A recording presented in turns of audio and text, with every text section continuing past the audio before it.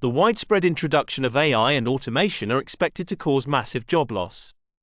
The army of unemployed is expected to cause social cataclysm not yet seen in history. What are the super rich planning to escape the wrath of the 99%? To find out, see our YouTube channel at RealView Report and subscribe for more interesting videos.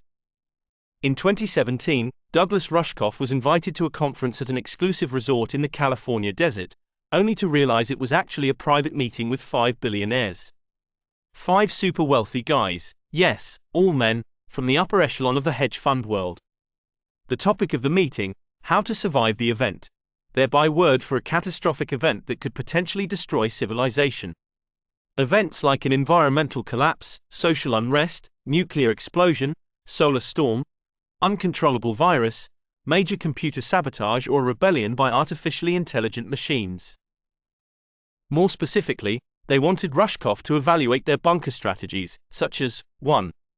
How to use armed guards to protect their compounds from raiders as well as angry mobs. 2.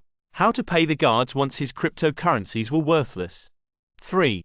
What would stop the guards from eventually choosing their own leader. 4. How to lock up their food supply using special combination locks. 5. Whether guards should be made to wear disciplinary collars of some kind in return for their survival. 5.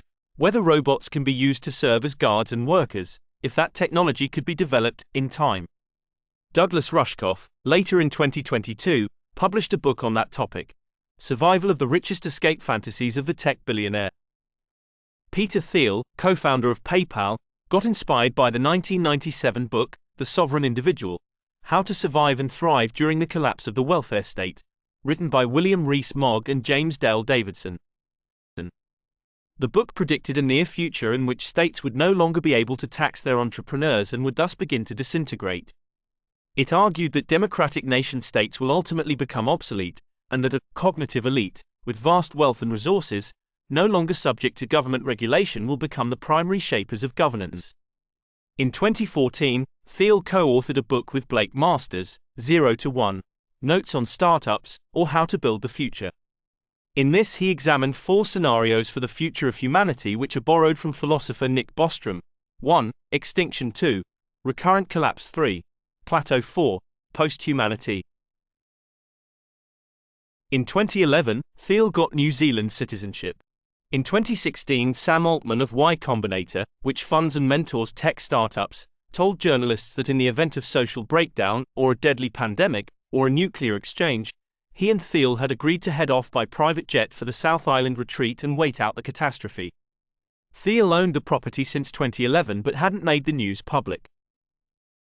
Reid Hoffman, the co-founder of LinkedIn, told a friend that he was thinking of visiting New Zealand.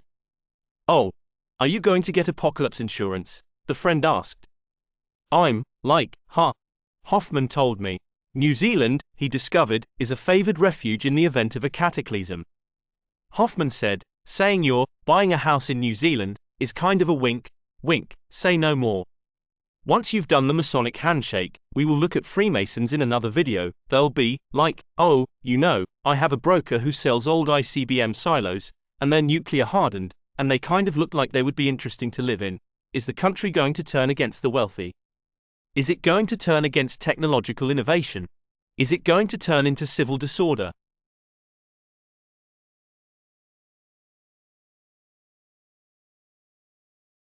New Zealand has become a prime destination for billionaires seeking doomsday refuge, from Google co-founder Larry Page to Silicon Valley entrepreneur Sam Altman. Page, who is the 6th richest man in the world, was granted entry into the country despite New Zealand borders remaining closed to most travelers during the COVID-19 pandemic. Billionaire bunkers are coming up in many parts of the world. Even Bill Gates, who wants to make the whole world healthy through vaccination, has huge shelters under every one of his homes. And he will certainly take in less privileged people due to his philanthropic bent of mind. So, are billionaires moving to nuclear-proof luxury bunkers to escape nuclear warfare, or is it an excuse to hide from the coming people's rebellion against rising poverty and inequality due to potential job losses from AI and automation, fearing their heads being smashed?